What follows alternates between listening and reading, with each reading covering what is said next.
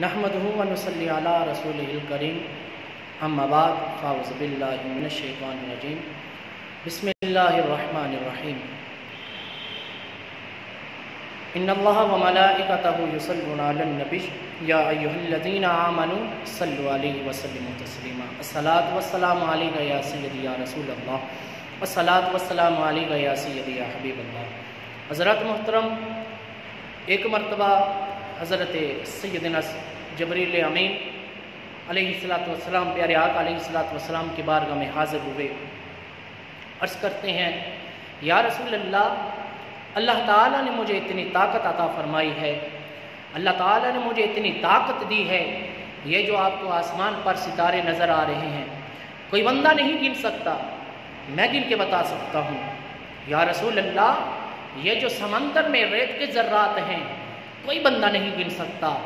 میں گن کے بتا سکتا ہوں۔ یا رسول اللہ، یہ جو درختوں کے پتھر ہیں کوئی بندہ نہیں گن سکتا، لیکن میں گن کے بتا سکتا ہوں۔ اور آپ کے اور میرے لجپال آقا نے ارشاد فرمایا کہ اے جبریل، کوئی ایسی بھی چیز ہے جسے تو گن نہیں سکتا، جسے شمار نہیں کر سکتا؟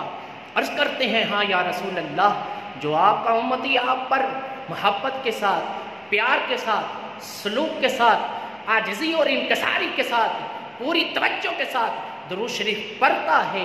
اللہ تبارک و تعالی اس کے نامہ اعمال میں جو ثواب لکھتا ہے نہ میں گن سکتا ہوں نہ شمار کر سکتا ہوں۔ حضرات محترم، حدیث شریف سنانے کا مقصد صرف اور صرف اتنا ہے کہ وہ ثواب جس کا شمار حضرت جبریل بھی نہ کر سکیں، وہ آدمی، وہ میرے نبی کا عاشق پیار و محبت کے ساتھ میرے کریم لجپال آقا علیہ السلام کی بارگاہ میں دن اور رات محبت کے ساتھ درود و سلام کے تحفے بیچتا رہے، درود و سلام کے نذرانے پیش کرتا رہے، اور پیارے آقا علیہ السلام کی شفقتوں اور آپ کی